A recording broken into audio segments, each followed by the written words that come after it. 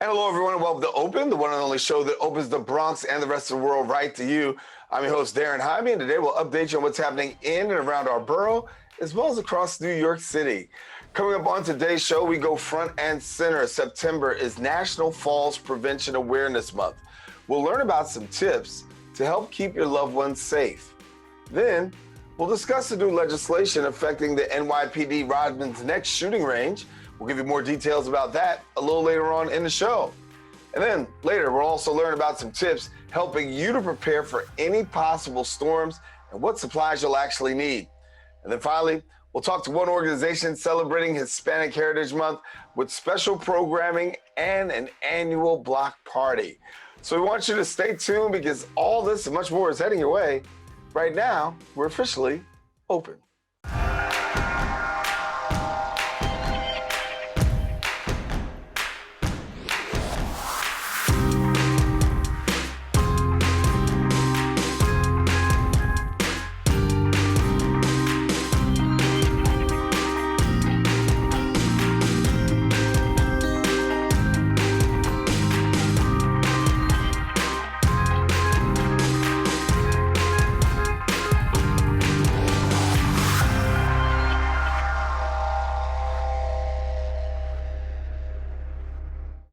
And hello, everyone, and welcome to Open. I am Daren Jaime. We thank you for joining us. You're now watching Open, a live program that brings the Bronx and New York City straight to you. We also want to welcome our viewers as Open is being broadcast live simultaneously on the MNN channel. And we also want you to do this. Stay connected to us on our social media platforms. How do you do that? You go to BronxNet TV, and then also you can follow us on our website at bronxnet.org.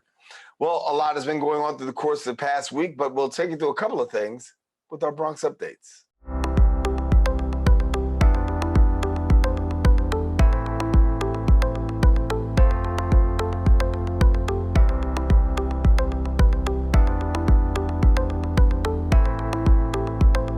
We take you to the local front. Congressman Richie Torres was on the ground with some local environmental justice leaders addressing health and environmental concerns.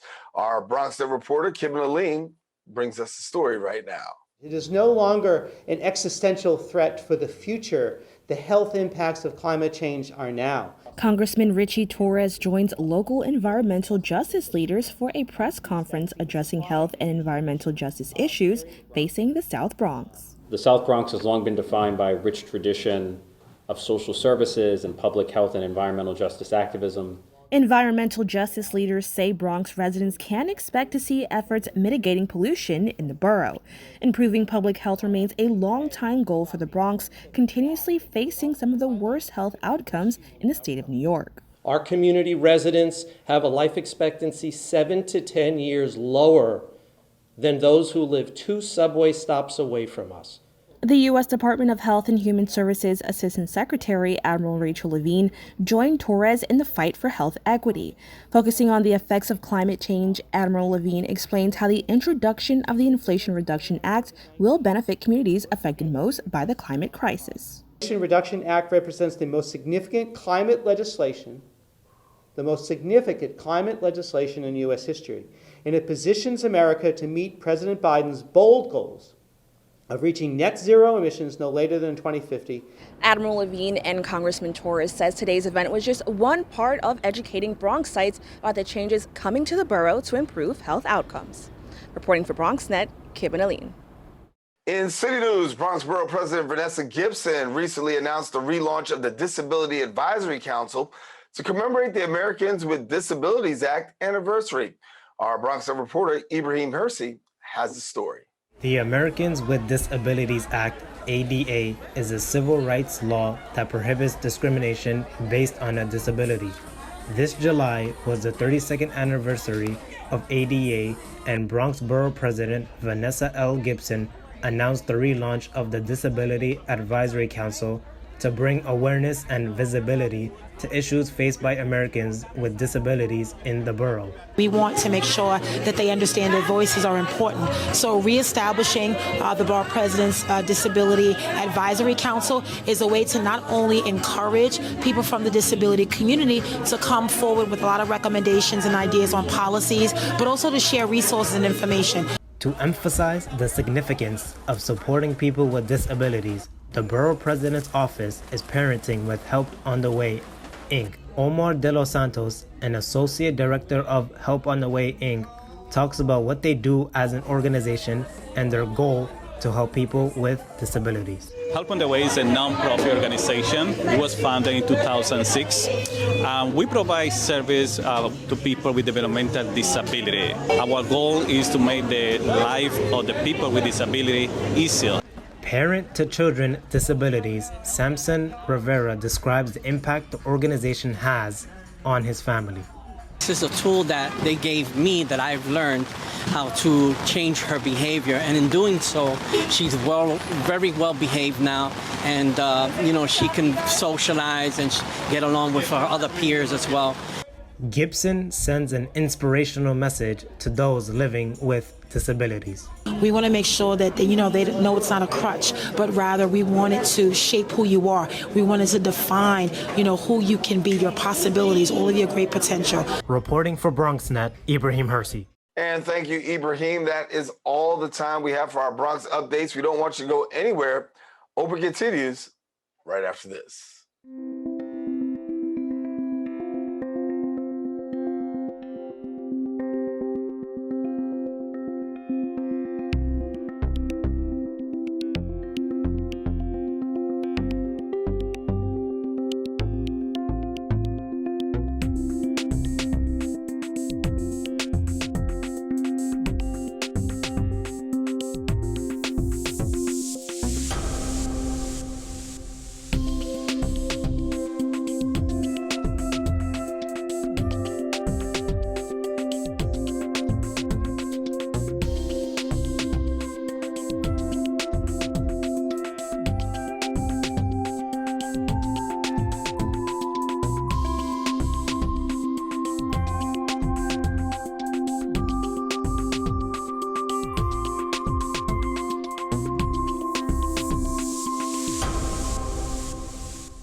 Welcome back to the show. September is National Falls Prevention Awareness Month, and this week is Fall Prevention's Week.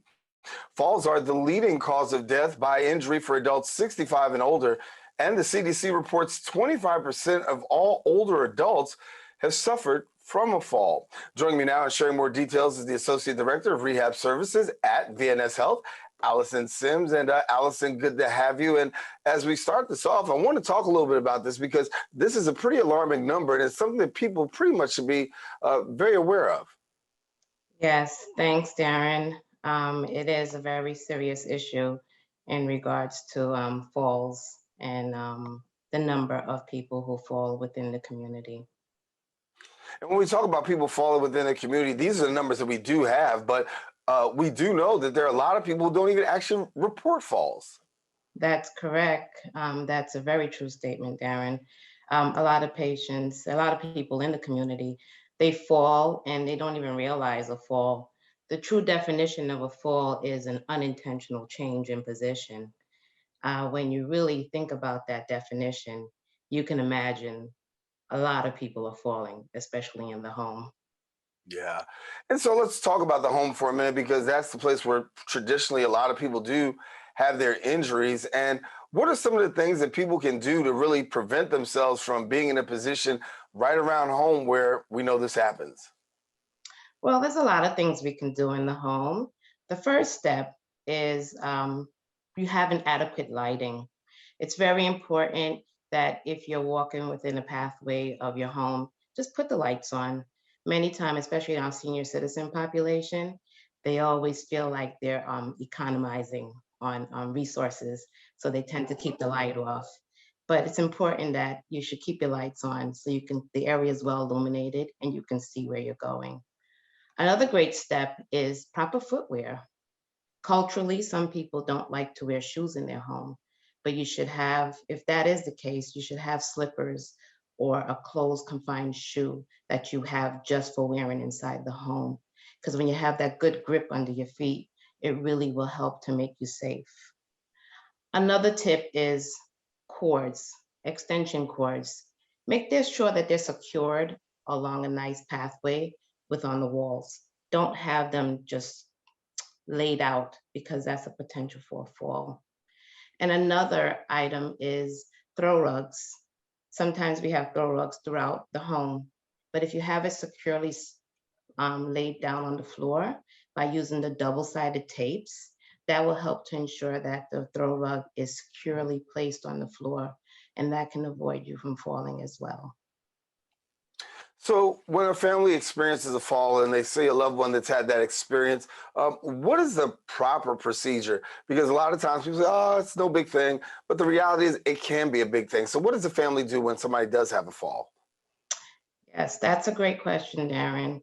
So falls are serious to very detrimental situations. So in the event that you have a fall, the first thing you should always do is to check to ensure that, am I okay? You should look around, do a quick body check to see if you have any lacerations, any scratches.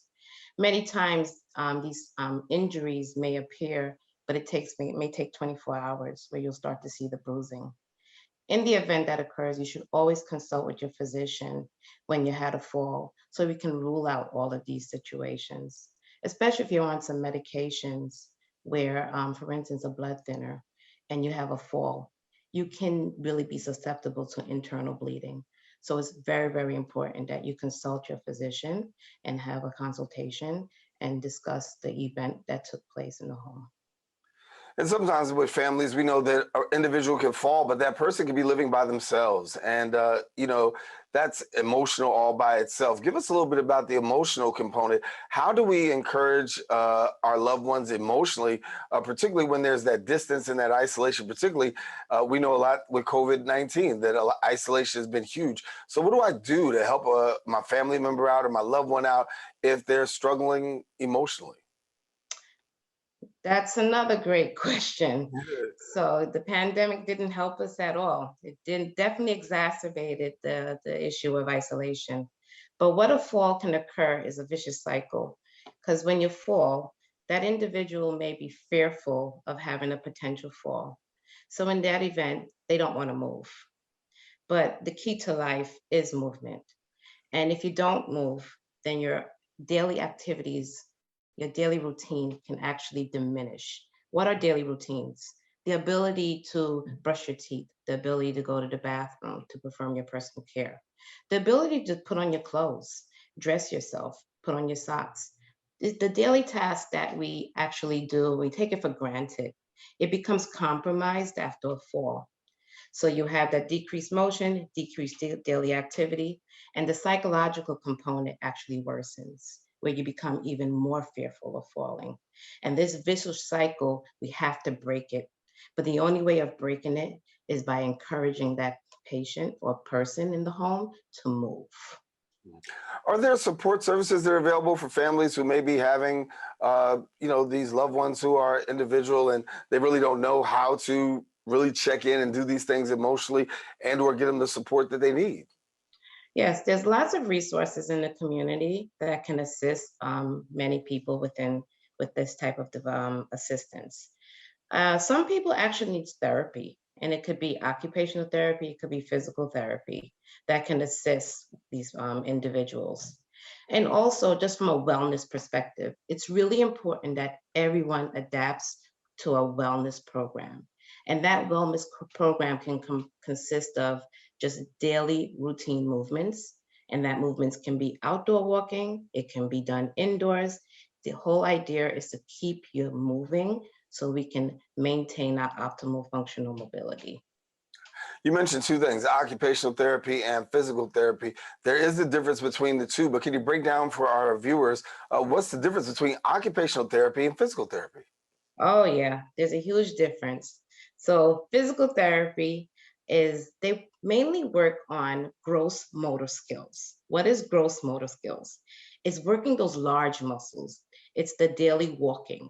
It's the ability to transfer. It's our balance. It's the ability to stay in an upright position and not to lose your balance. I like to focus on physical therapy as the ability to retrain those large muscle groups in your body. Now, occupational therapy is where you focus on your personal ADLs, so activities of daily living, and that's the dressing. the grooming, the cooking, the ability to toilet and bathe yourself. So, and also occupational therapy is those fine motor skills. What are fine motor skills? The ability to tie your shoelaces, the ability to button your shirt, even the ability to comb your hair. It's those fine muscles in our bodies that help us to complete those tasks. Yeah. And so, for people who want more information, what do they do to get it if they have got a loved one, or maybe they know somebody directly themselves that they've been in contact with? So, visiting the VNS Health, we were formerly known as the Visiting Nurse Service of New York. We are now known as the VNS Health. We can actually provide physical therapy and occupational therapy services for those individuals that are in need. In the event that there is an interest, they should call the 1-800 number, which is 1-800-675-0391, and also ask your doctor for a referral for VNS Health Services. Yeah. And talking about movement, that's very huge, right? Because sometimes those falls happen because people are not moving around the house. I mean, they stay in the house, they're not really too active. What are some of the things that people can do to keep mobility and prevent themselves from being dormant and at the same time putting themselves in a position where they can receive falls? So Falls Prevention Awareness Week is actually in the fall, and which is a great segue for us to introduce us to the new season of autumn. I like to use the acronym that leaves fall and not people. So what can you do to prevent falls? Is just move. That simple walk in the morning, I always say 20 to 30 minutes of physical activity is very, very crucial and important. So that walk in the morning, you may want to go garden. And if you're not able to go outdoors, stay indoors in a seated position. Just move your arms and move your legs. Movement is the key to life, and that will help to prevent you from falling. Yeah. And once again, let's get the information out there if somebody wants to get it. One more time for the people. So one more time, thank you, Daren. And if you are interested in VNS Health Services, the number you should call is 1-800-675-0391. But please remember, consult your doctor in regards to the services that you may need. Allison Sims, we're going to leave it there, but thank you so much for this very critical information. We're talking about Falls Prevention Week. Allison is the Associate Director of Rehab Services at VNS Health, and thank you, Allison. And if we want more information, again, we gave the number a couple times. We'll give it one more time. That number again is 1-800-675-0391. And if you want to go to their website, please go to vnshealth.org. Well, we thank Allison for joining us. And listen, we got more show. Don't go anywhere. Open continues right after this.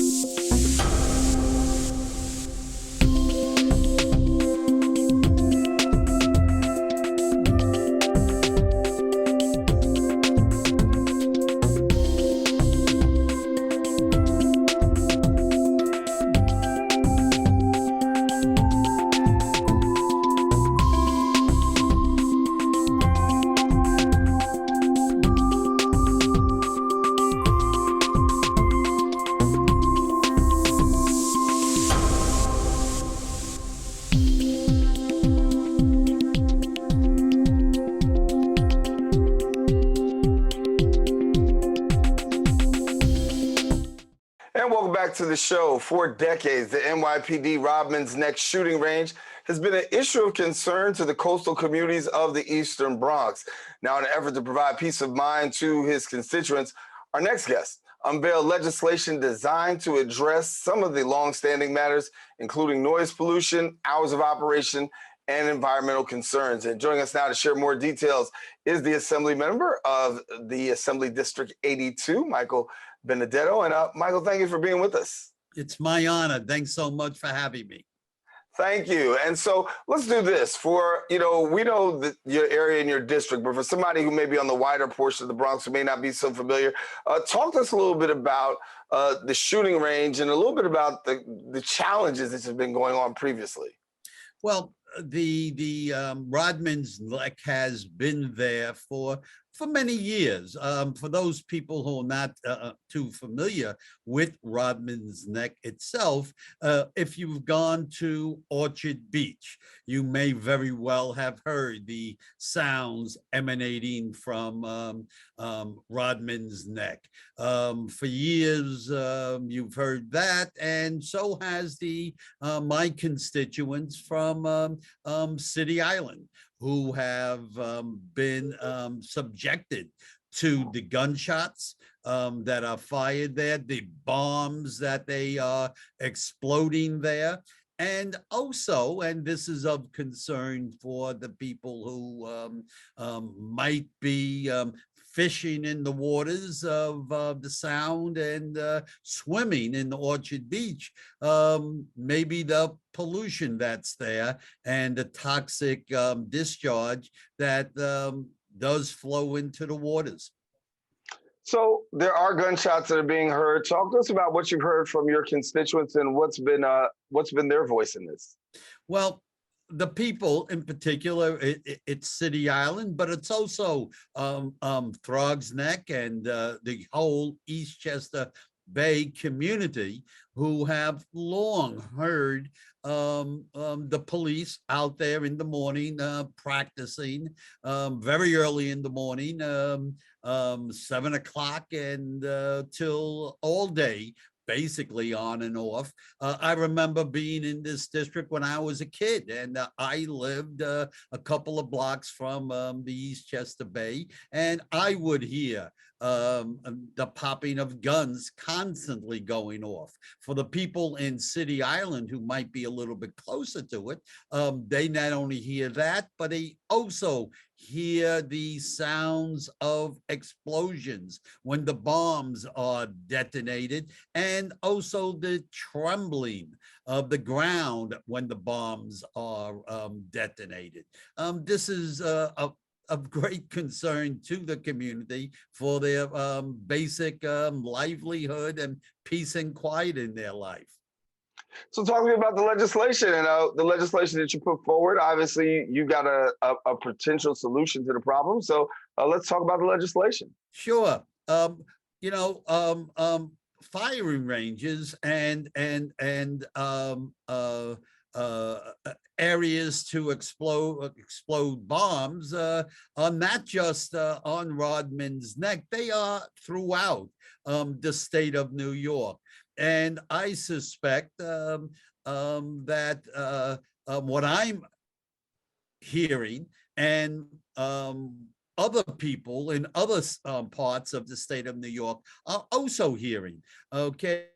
And these people deserve to have some protections to their life. And so the legislation I put forth speaks to firing ranges where they exist in the state of New York, that they should be, number one, enclosed if that's possible. Number two, that they should operate under predictable hours, 7 o'clock in the morning till 7 o'clock at night, that they should have regular testing that goes on of the soil. So the people will know if the soil is being polluted and what the effects of that might be. And that should be published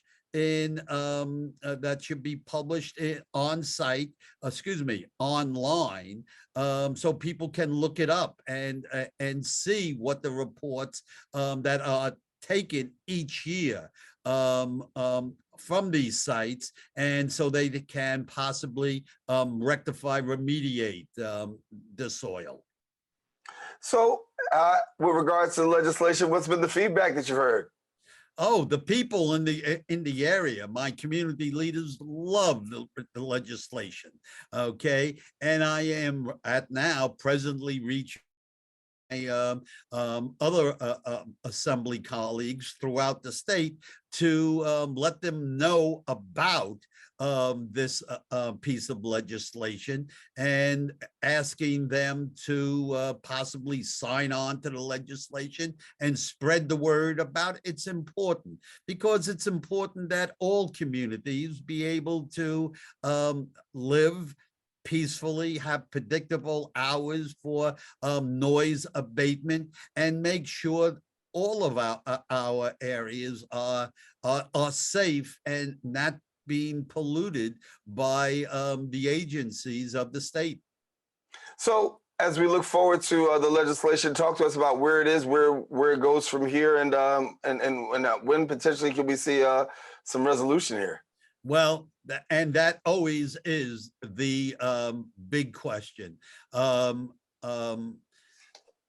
now, it is going to the Committee of Local Governments, okay, because this becomes a issue for the local governments in this particular case. It will be reviewed by the committee as to its importance, its practicality throughout the state of New York, and also possibly work up an environmental concern memo, and also a cost, what it would mean to the various municipalities throughout the state, and possibly suggest maybe amendments to the bill if we need to put in a fiscal memo and fiscal portion of the bill, if we need to appropriate money to help the various municipalities. So if people want more information, what do they do about giving support and really lending their voice and or contacting someone else? Well, the next step is, and the step that's going on right now, is I send out a memo to all my colleagues throughout the assembly to take a look at this particular bill. And I believe and hope there will be a Senate sponsor. I have teamed up with the what we expect will be the new senator from the 34th senatorial district, Natalia Fernandez, and about introducing this bill in the state Senate and doing the same procedure there, because the bill has to pass both houses of the legislature, the Assembly and the Senate. And so I'm looking for her to sponsor it, drum up support in the Senate, as I will be doing in the Assembly, and hopefully get this bill out of these respective committees in both houses and onto the floor for a vote. Yeah. And so talk to me about priority. How big a priority have you made this as a part of your work? Well, this is right now for the upcoming session, one of the number one priorities that I have. This is an issue that has been festering for an awful long time. We thought we had a resolution to the problem of Rodman's Neck and the police firing range when underneath the Bloomberg administration, there was a proposal, and it came to be of building a new police academy out in Queens. Okay. What didn't happen was that also part of the academy, there was supposed to be a new firing range out there, an enclosed structure where the police can take their courses and do what they have to do at the academy, and also be able to practice their firing right yards away. Apparently that didn't happen because supposedly there wasn't enough money to make it happen. And so we had to go back to the drawing board and see if we could convince later the Blasio administration of the importance of this, and to enclose what's at Rodman's Neck right now. And then that fell through and didn't work out. They made some agreements in this area to help things out, but really not enough. And so finally, I just threw up my hands and said, enough. We're going to have a statewide bill on this, and we'll do our best. So this will be one of my one of my main priorities in the new year. Of course, I'm education chair, and matters of education and the funding for education will be the singular number one priority that I have, but this will come in right behind it. Yeah. Are you optimistic about the bill? I'm always optimistic. It doesn't necessarily, work out, but I'm optimistic that we have enough of these facilities throughout the state that will have a broad consensus of opinion about the importance of enclosing and monitoring these firing ranges and detonation sites, that they will see the wisdom of this legislation, and that we'll be able to get it passed in the next session, that when we go back up in January. All right. Well, Assemblymember Michael Benedetto, thank you so much for being with us, and best wishes. Of course, we'll continue to follow what happens with this legislation. Thank you, Daren. I appreciate the time you've given me. Hey, appreciate you. All right. Now, if you want more information, follow him on Facebook, Instagram, and Twitter at Benedetto for New York, and for NY, I should say, and then Twitter at Mike Benedetto 82. All right. We got more show. Don't go anywhere. Oprah continues right after this.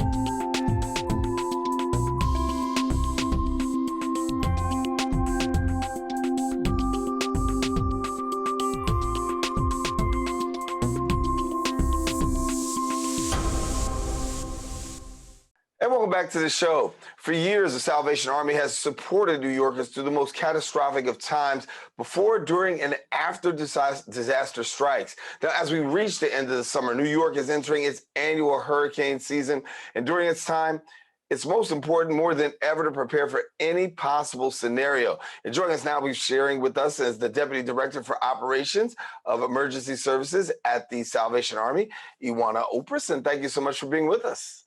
Thank you so much for having me. So let me talk a little bit about this, because as we're here during this time of the year, of course, all of our eyes and our ears are paying attention to the potential of what can happen. And as we were saying a little earlier, it's not as bad as it's been, but when it does happen and disaster strikes, you got to go right on the front lines. Absolutely, absolutely. And to your point about when it happens, you have to go. We always advise that everyone is prepared before there's even a storm on the horizon, because that is that key step in making sure that you and your family are as safe as possible if it does happen here.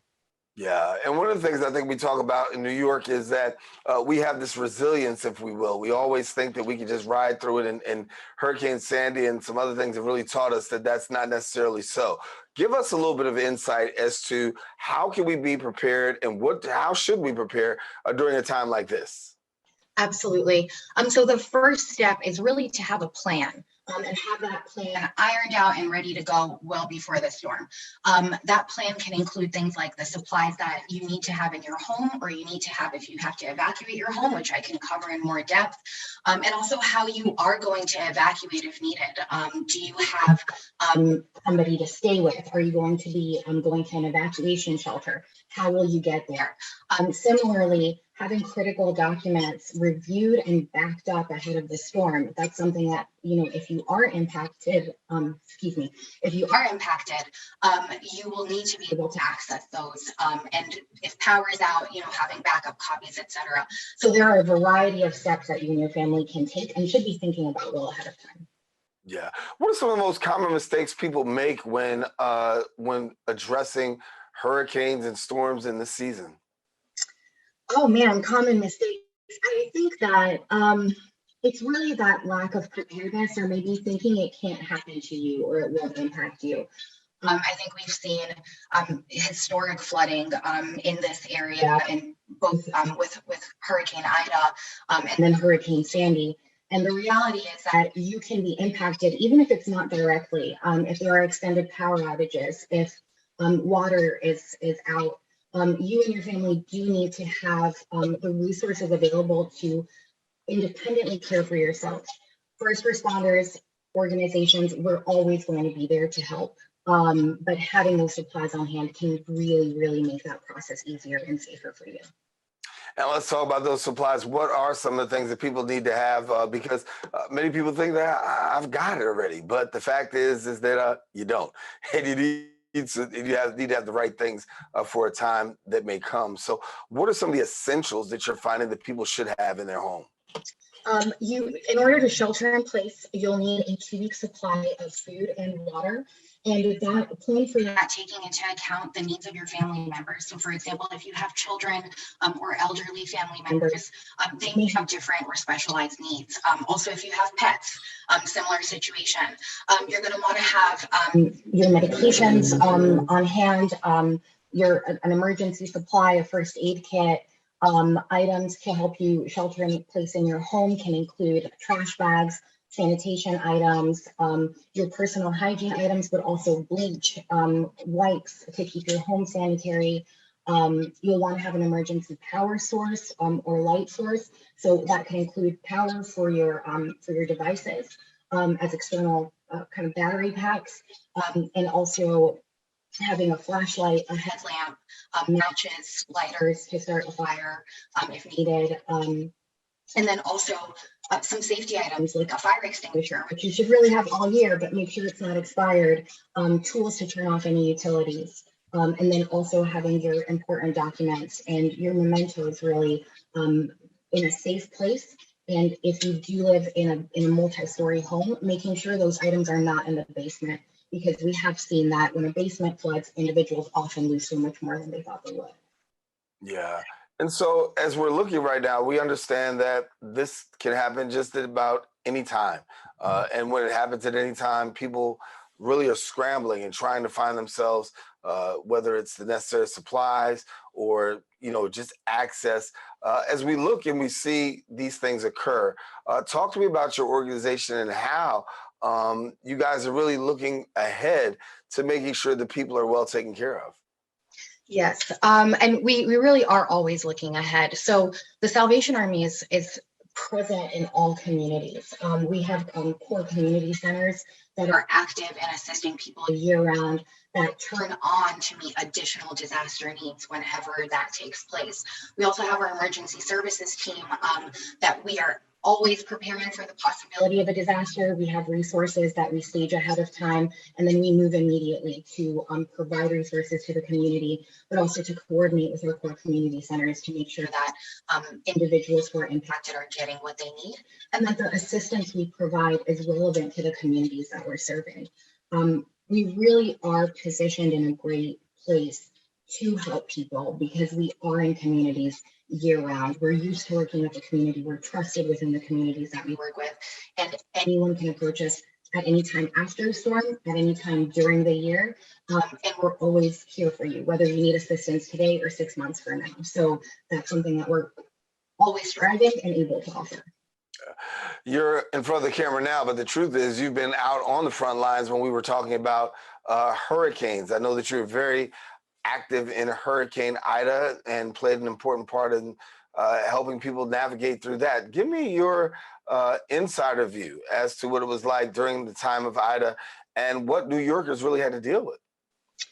It was a very challenging and I would go as far as say traumatic incident for the people who were affected, and also for the communities that were affected. After a hurricane takes place, so much is impacted. People's homes are impacted, people's social groups and neighborhood, businesses in the neighborhood. So I went from planning our response at home, planning the operational aspects, to actually being on the ground distributing supplies, being able to talk to folks who had been impacted and who were starting to sort out what the next steps would be. And that is such, no matter how prepared you are, that's always a monumental process for folks.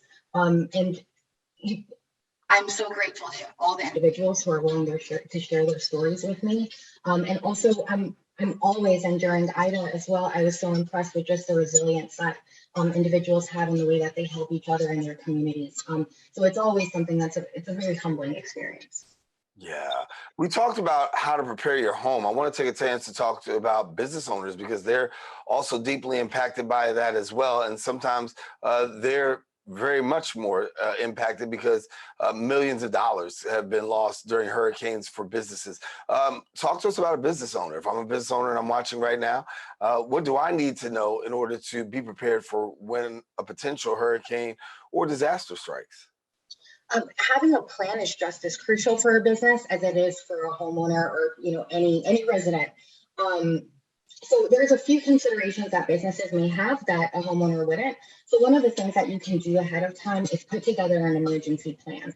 Understand if your business is impacted physically or in terms of utilities being cut off, etc. Are there any mitigation steps that you can take to keep operations going? Is it possible to make some type of work from home plan for your staff? Is it possible to keep any type of operation going or move to another location? Understand what your options are there.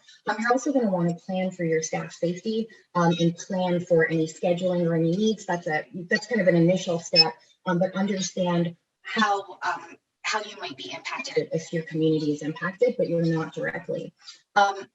You're also going to want to, if you're a business owner, understand the insurance you have or any resources that will be available to you after the storm. If you are impacted, making sure that you document everything thoroughly, document any damages. As a business owner, just as a homeowner, have before pictures of everything that is critical to your operation, and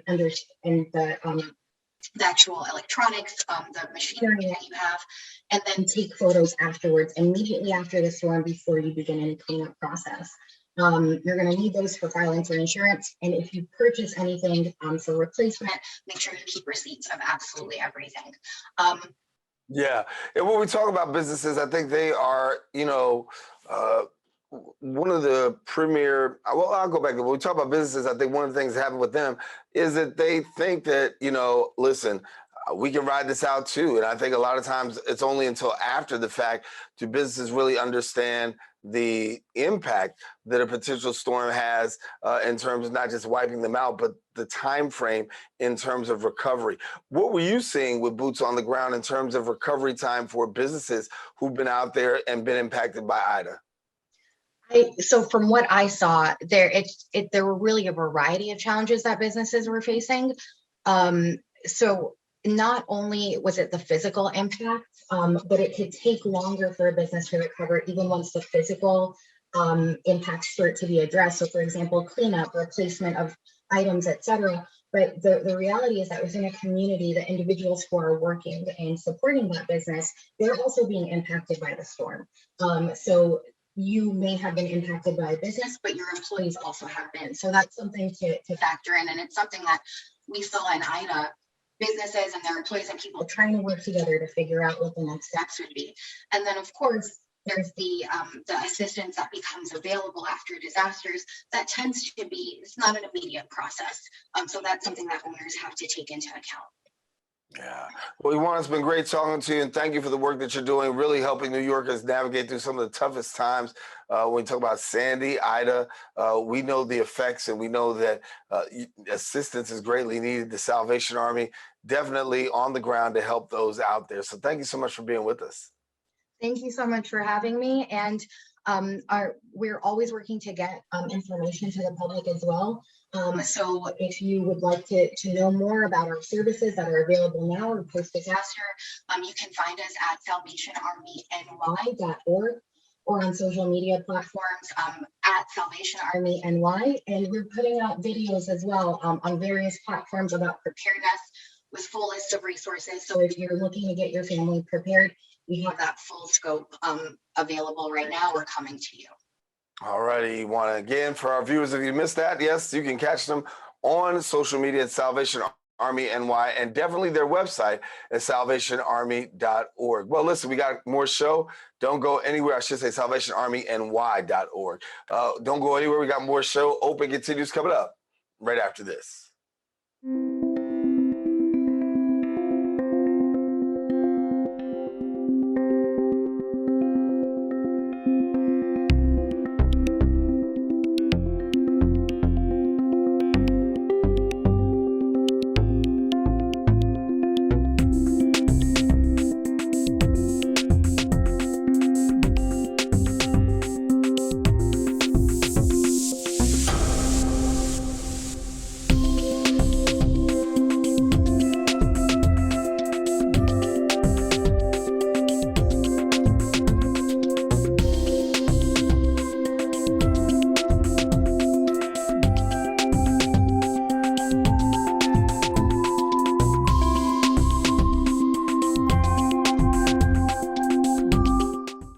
Back to the show. Ballet Hispanico has been the leading voice in intersecting artistic excellence as well as advocacy. Now, the organization will be celebrating Hispanic Heritage Month with a robust and engaging month filled with programming and a lineup that's anchored by the organization's annual block party, which will return in person. And joining me now to share a little bit more is give us some more information. We've got the Chief Engagement and Inclusion Officer at Ballet Hispanico, and it's Tamia Blackman Santana. And Tamia, thank you so much for being with us. Thank you so much for having me. Good morning. Good morning. An exciting time for you as well as a happy Hispanic Heritage Month, and it means a lot for Ballet Hispanico. It does, and it means a lot to all of us, especially a native New Yorker, just here to celebrate and remind everyone and continue to spread the news that Latinx culture is American culture. And so when we talk about this month, what does it mean for you as an organization? Because it's time for also a time, I should say, for you also to highlight some great things. Yeah, we have an amazing lineup, and I can talk a little bit about that later, but Ballet Hispanico was founded in 1970, really to just bring the voices and the history and the culture of Latinx in New York City and throughout America to as many people as possible through education and through our programming. So Hispanic Heritage Month obviously is very important to us, but it's a chance really for people and corporations and other companies to take the time and reach out to us to allow us to share our story and our curriculum and education to as many people as possible. So if somebody may not be so familiar with the organization and the work that you do throughout the year, give us a little bit about what goes on. So again, Ballet Hispanico started in 1970 by our founder, Tina Ramirez. And I know we'll talk a little bit about her, but she was our beloved founder who passed away just recently on September 6th. And she started post-civil rights era a safe haven for Black and Brown families to grow and explore and raise Latinx identity. We have 3 tiers to our company. So we have our dance company, which hopefully everyone has seen and will see. We're premiering a new work and a dance concert in City Center in the spring, and they tour all over the world and internationally. They're at Lincoln Center, maybe you've seen them at the Joyce. It's just remarkable programming and narratives that are happening. We have our School of Dance, which has classes from anywhere from age 2 to our adult programs. We heard that our oldest student is 96 years old. Wow. So 2 to 90, so it's not too late for anyone listening, and it's not too late for you, Daren, to come on down and take some classes. Yeah. And then we have our community arts partnerships, which has all of our classes in schools in the DOE and after school, and also helps bring classes and elevate experiences like our block party. So we have our block party that's happening on October 2nd. We invite city council members to come. We also invite everyone from the neighborhood just to have a great time and remember the old school days of a block party when we would come together for food and conversation. We'll have a live salsa arts band playing. We'll have a killer DJ, of course. We also have our Palante scholars performing. We'll have free classes for people to take part in and just come and gather as community now. In a safe, healthy New York that we can all come together. And that's from 12 to 4, and it's right in front of Ballet Hispanico on 89th Street. And we have a special surprise because Ballet Hispanico Way is going to be revealed.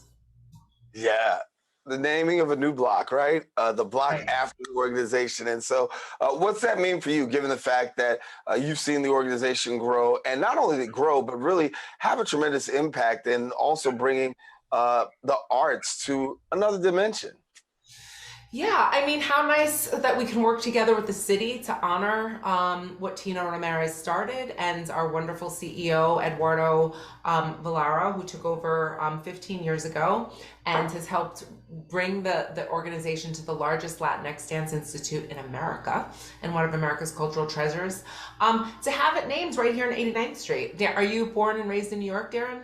Born and raised in Harlem, yes. Okay. So there's only a few of us left who are born and raised in New York.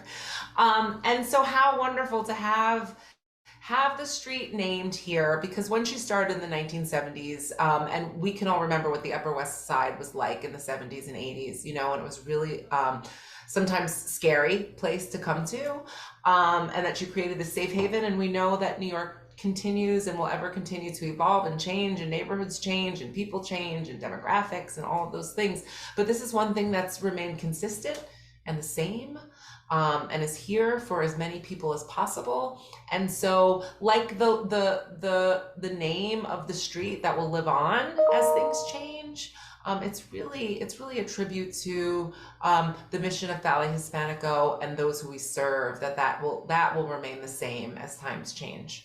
Yeah, and I know that the organization is in mourning of its founder, Tina Ramirez, and the fact that she played such an important part in getting you to where you are today. When you talk about the life and the legacy of Tina and the work that she's done, just give me a little bit of your insight as to how you would describe her and her impact. I mean, she's had a huge impact on so many people. I'm glad that I got to talk a little bit about her vision and how she started and where it's going. A lot of people don't know that as a Latina woman, not only was she a trailblazer, as a woman of color and Afro-Latinidad, but also she was a National Medal of Arts winner and honored by the President of the United States. And she's really a brilliant woman who left a tireless legacy. And I feel like, really to quote our current CEO, who is heartbroken by Tina's passing, because she left a legacy, which was giving him the CEO and artistic director position. But what some people might not know is that he danced in the company under Tina. So they're really sharing the same vision and continuing to grow the lineage. And, you know, he said her legacy lives on not only in the extraordinary gift that she left the world, but in each and every person, child, artist, and family member that she touched and inspired. We are all part of her legacy of access and cultural pride, and will continue her mission to give everyone the right to find their bliss in dance. Amazing. And when we talk about access, I mean, obviously, this is what Ballet Hispanico does. It provides access to the arts. But do you feel as though that when it comes to the arts, and particularly arts from the Latin culture, we don't see many places where it can be highlighted and see the transformational work in the lives in communities of people? Are you seeing more and more people become attracted to the arts? That's such a great question. I'm sure we could have a whole discussion just about Always. that. So invite me back, invite me back. Yeah, I mean, but there have been studies done, and we have a partnership with Columbia University's Teacher College. And there have been studies done that the representation of Latinx in the arts is one of the lowest out of all of the demographics in America. And sometimes they're relating it now to possible reasons why children are dropping out of high school because of the representation in the arts and in the curriculum. We know that it hasn't necessarily been highlighted in concert dance or in the fine arts, but we are finding pockets and we're working together to celebrate. We have a great partnership with the Mexican Museum of Fine Arts in Chicago. We are working with the Met that has a great exhibit that's coming up, just really highlighting Latinx culture and Latinx in the arts. And yes, I think that people are interested, and we continue to tell stories and narratives of Latinx people, also from the Caribbean diaspora, and work very hard to make it as accessible as possible. So we hope that people become a part of our La Familia. We work in school with kids from the DOE. We work very hard at finding scholarships for any students who want to come to School of Dance to train, and also to invite families for free programming to come see the company. Because for the first time, especially post-pandemic children, right? They're coming into the theater sometimes for the first time, and they're getting to see beautiful Black and brown dancers telling their stories. And I'm sure, Daren, you and I are both here because someone in the arts saw something bigger for us than we saw in ourselves. And so we just hope to continue that legacy. Yeah. And so for people who want more information in terms of the events that are going on, because this is going to be a great month, talk to us about how they get in touch. We have programming nearly every day, and we have some things happening to highlight LGBTQAI initiatives in the Latinx culture. We have free dance classes for kids. We have our block party. We have virtual discussions. We have lots of things happening for every and anybody. They can go to our website, which is ballethispanico.org, and they can look on our events calendar. They can follow us on Instagram at Ballet Hispanico, and they can always email us at info@ballethispanico.org if they have any specific questions, because we want as many people as possible, Latinx and every culture, to help celebrate this month with us. Well, Tamia, it's been great talking to you, an exciting month, and certainly congratulations to Ballet Hispanico for the years of service it's actually had in our community, impacting so many lives and giving them an opportunity to find a career, a hobby, an opportunity to pursue the arts. So thank you for being with us. Thank you so much for having us, Daren, and we look forward to celebrating this month with all of you. All righty. Well, I want to let you know if you want more information, we encourage you to visit the website, ballethispanico.com, or I should say .org, and then follow them on social media at Ballet Hispanico. Well, we've come to the end of our show today. I want to thank all of our guests for joining us, and most of all, you, the viewer, for tuning in. And if you missed any part of today's show, you can catch the recablecast on Bronx's Channel 67. If you have Verizon Files, that'd be Channel 2133, or anytime on the web at bronxnet.org. Now, if you want a brand new episode, you come back on Friday morning. My girl, Rena Valentine, will be here bringing you the best of arts and entertainment. Until the next time we meet, Daren, Jaime saying take care, God bless. Most of all, keep this channel wide open.